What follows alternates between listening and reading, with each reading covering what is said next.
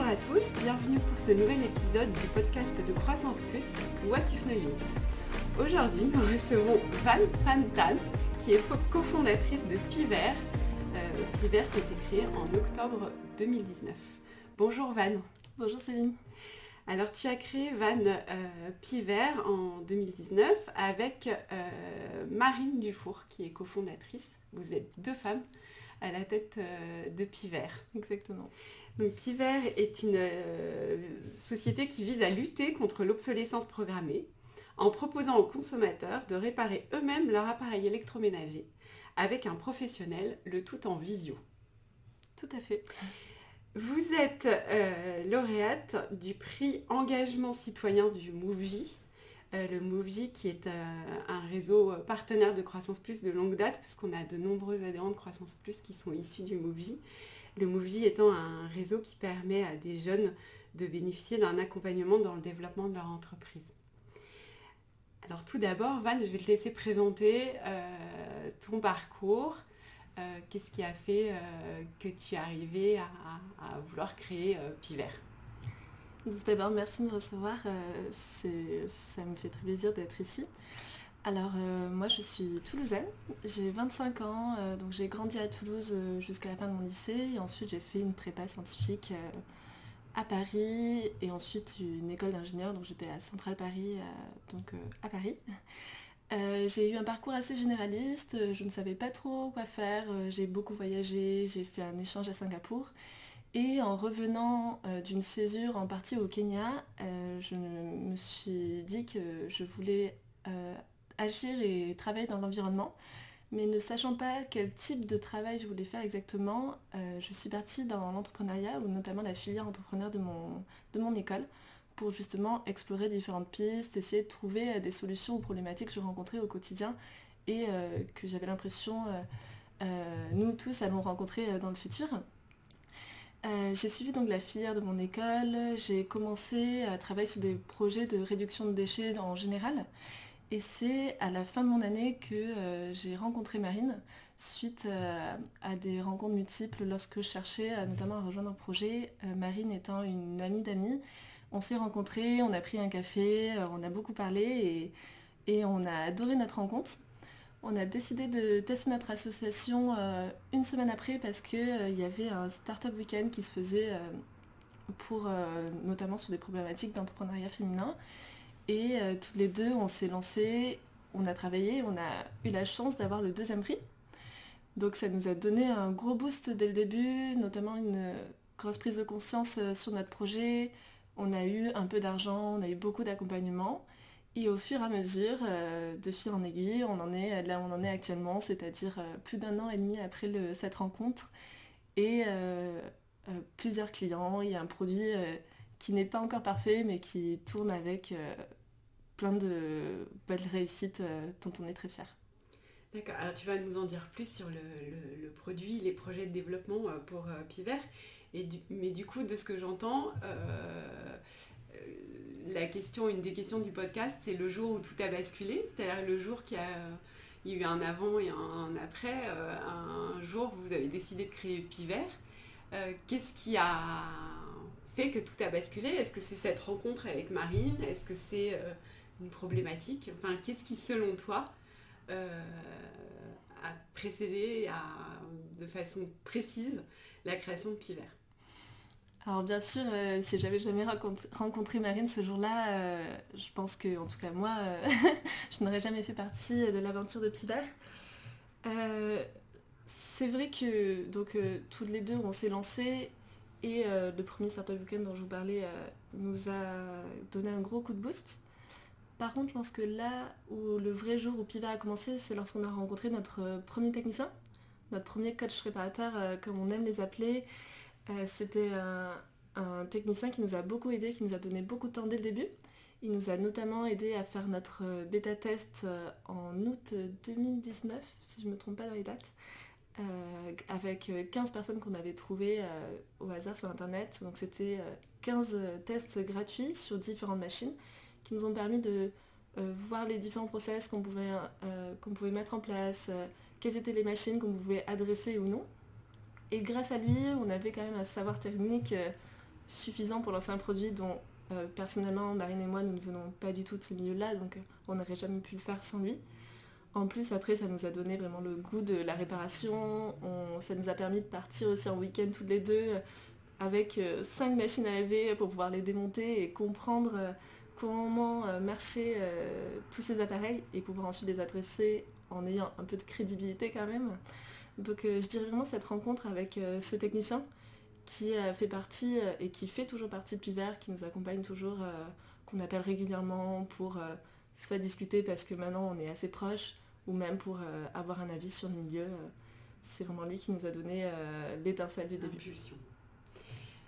Et du coup, peut-être que tu peux nous en dire justement un peu plus sur Piver, parce que moi j'ai fait une présentation très, très générale sur ce que vous faites exactement, comment ça fonctionne, quelles sont vos perspectives et vos ambitions de développement pour les années à venir.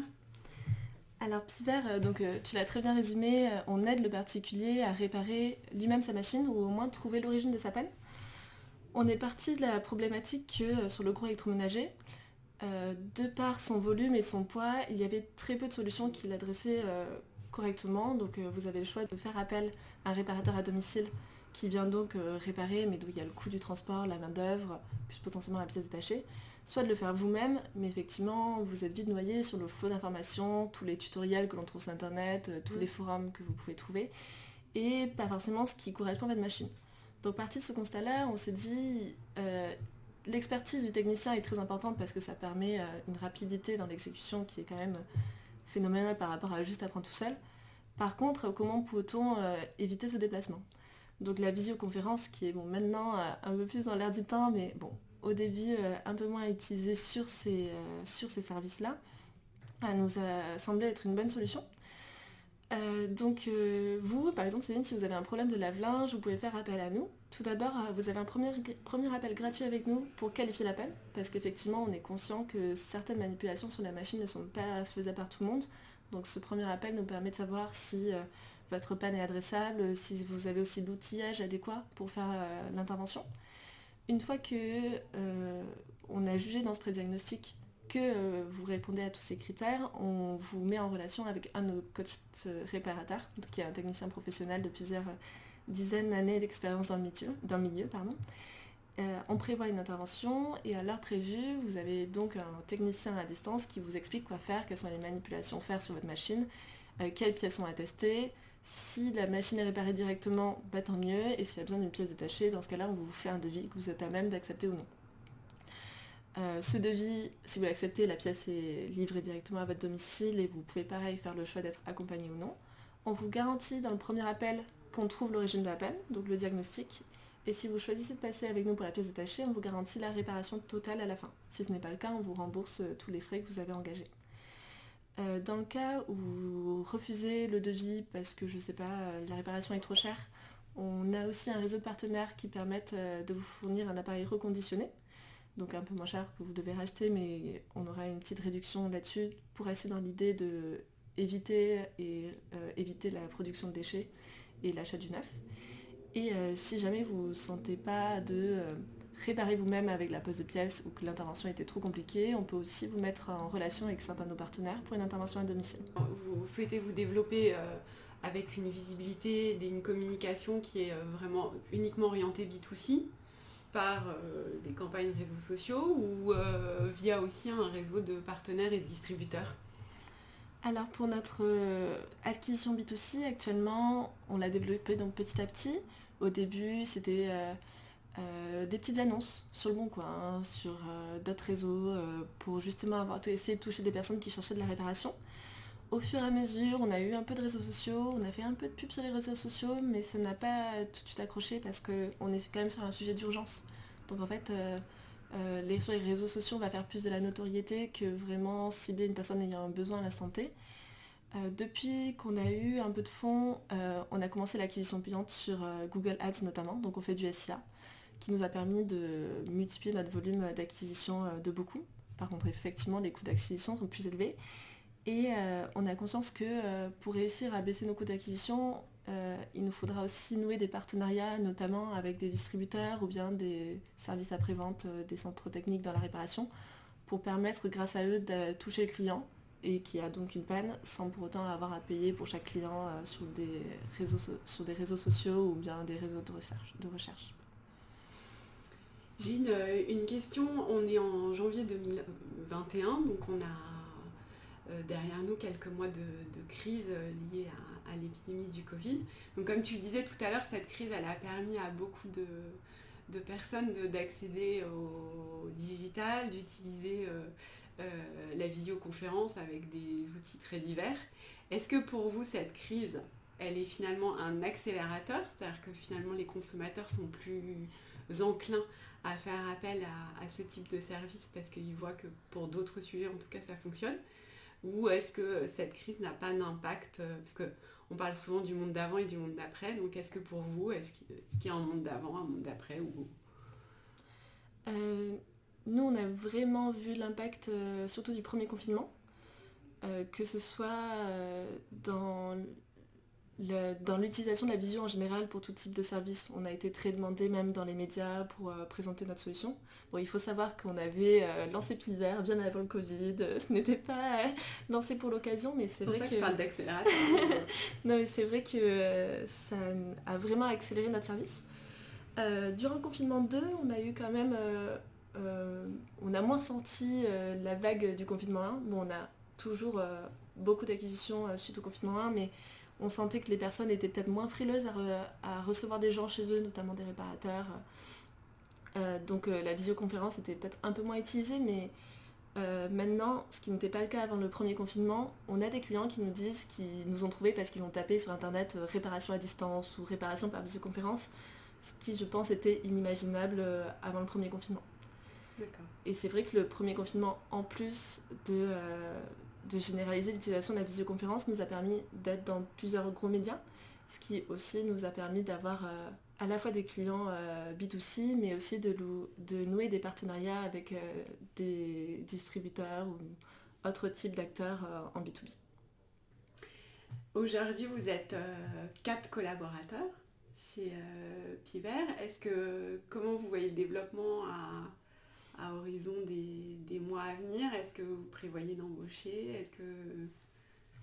Alors tout à fait, on aimerait bien déjà embaucher notre premier CDI dans quelques mois en opération, si tout se passe bien, et on aimerait aussi recruter en interne un profil plus technique et spécialisé dans l'électroménager, notamment pour nous aider sur des questions donc, de produits, de préqualification de la panne, même pour comprendre le marché plus largement. Et si cette personne pouvait aussi, donc dans les ambitions de 2021, on aimerait bien se diversifier aussi, avoir adressé d'autres produits autres que le gros électroménager. Donc si cette personne, que ce soit en opération ou bien la personne plus technique, pouvait nous aider à connaître quelles étaient les limites dans les autres types d'appareils, ce serait un gros plus pour nous pour pouvoir accélérer cette diversification. Merci Van. Ma question suivante, elle porte sur l'impact. Parce que chez Croissance Plus, donc on réunit des entrepreneurs qui partagent des valeurs fortes autour de la responsabilité de l'entrepreneur et sa contribution en fait à l'intérêt général, aussi bien sur des sujets environnementaux que sociétaux, que sociaux. Donc vous êtes Impact Native, on comprend bien. Quels sont pour vous les engagements que vous voulez mettre en avant au-delà du cœur de business? Quelle est l'empreinte que vous voulez laisser? Quelle est la contribution à un meilleur usage du monde que vous voulez, à laquelle vous voulez contribuer? Alors c'est vrai que Piver, donc comme tu disais, par sa nature, prône la réduction de déchets. Donc c'est vrai que l'impact par exemple du gros électroménager est assez immense en France. Chaque année, c'est 60 millions de tonnes de déchets électriques et électroniques qui sont générés. Et c'est pour ça qu'on a fondé Piver. Au-delà de cet impact de réduction de déchets, donc impact environnemental, on a une vraie vocation à vouloir revaloriser la réparation en général. Donc impact environnemental mais aussi social. Parce que le métier de réparateur est un milieu en déclin et pourtant c'est un métier qui devrait plus se revaloriser. Parce que les réparateurs sont des personnes qui sont en fait très experts de leur métier, qui ont un vrai savoir technique et qui ne sont pas si revalorisés, ne gagnent pas forcément si bien leur vie en France. Pourquoi ? Parce que c'est un métier qui n'attire plus les jeunes, parce que c'est pas un métier qui fait rêver. Et en plus, dans les villes, les réparateurs ont quand même beaucoup de travail, mais c'est vrai que dans des zones plus isolées, ils vont avoir plus de difficultés à joindre les deux bouts, notamment parce qu'ils ont beaucoup de frais, que ce soit en transport ou en gestion pour leur entreprise. Et on essaye d'adresser ce souci en permettant notamment à ce type de personnes d'avoir un complément de revenu. Donc nous, on travaille avec des auto-entrepreneurs et on essaye de cibler donc, des personnes soit dans ces zones isolées qui vont on va leur permettre d'avoir un complément de revenu en parallèle de leur activité.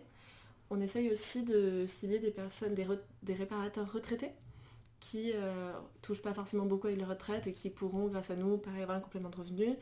Et on essaye d'avoir aussi des personnes qui ont eu des accidents du travail et qui ont des niveaux d'invalidité, car la réparation à distance leur permet justement d'exploiter leur expertise sans pour autant avoir à se déplacer et à utiliser leur corps. Donc c'est vrai que nous, les grosses valeurs qu'on a, c'est réduction de déchets et revalorisation du savoir de la réparation. Et c'est vrai qu'on aimerait créer un réflexe Piver qui serait un réflexe de la réparation pour tout type d'appareil dans le futur quand on aura tout adressé. Merci Van. Donc on souhaite évidemment longue vie à Piver, Merci. Dans tous les projets de développement. Après j'ai une question, donc tu es jeune, encore pleine de passion et d'envie. Et du coup ma question suivante, c'est la question What If No Limit, qui est le nom du podcast. Et on demande à tous les entrepreneurs qui participent à ce podcast de nous dire quelle est la première chose qui changerait dans le monde s'ils avaient une baguette magique. Qu'est-ce que tu voudrais voir changer dans le monde si on pouvait te dire, Van, tu peux changer une chose, mais une seule chose? Alors, si je pouvais changer une chose, ou en tout cas avoir un super pouvoir, donc mon super pouvoir, ce serait alors pas ton appareil Piver, mais ce serait de maîtriser l'eau. Pour pouvoir notamment, donc effectivement l'eau c'est une ressource qui est très importante pour la nutrition des gens, pour le bien-être des gens, mais aussi dans plein d'autres domaines, notamment l'agriculture, même dans le cycle de l'eau, c'est quelque chose qui est très important pour la régulation du climat. Donc si je pouvais avoir un super pouvoir, ce serait la maîtrise de l'eau pour pouvoir adresser toutes ces problématiques qui sont immenses et qui sont très importantes pour l'humanité. Bravo. Et la dernière question, c'est tu as choisi l'entrepreneuriat. À ton avis, quel est le métier que tu aurais choisi si tu n'étais pas allé vers l'entrepreneuriat? Alors c'est très compliqué et je pense que entre moi avant Piver ou même pendant mes études, on n'aurait pas forcément dit la même chose. Mais de plus en plus, je m'intéresse donc à toutes les problématiques environnementales, écologiques, et je me dis que j'aurais bien aimé faire un métier en rapport avec la nature. Et donc je dirais j'aurais bien aimé être vigneronne pour justement travailler au quotidien avec les vignes, la terre. En plus, le métier de vigneron est un métier quand même assez compliqué. Il faut réussir à maîtriser tout un processus qui dépend de la température, du temps, du sol où sont plantées vos vignes. Donc je trouve que c'est un métier quand même passionnant. En plus, le vin c'est très bon. Je reste quand même française et je trouve que c'est un métier qui a tellement de problématiques et qui est tellement intéressant que je pense que je serai vigneronne. Merci Van, on souhaite beaucoup de réussite à Piver. Merci beaucoup. On espère que tu nous tiendras au courant de la suite et on espère t'accueillir d'ailleurs bientôt chez Croissance Plus quand vous aurez un petit peu grandi. Merci à tous, à très bientôt pour un nouvel épisode du podcast de Croissance Plus, What If No Limit. Merci beaucoup.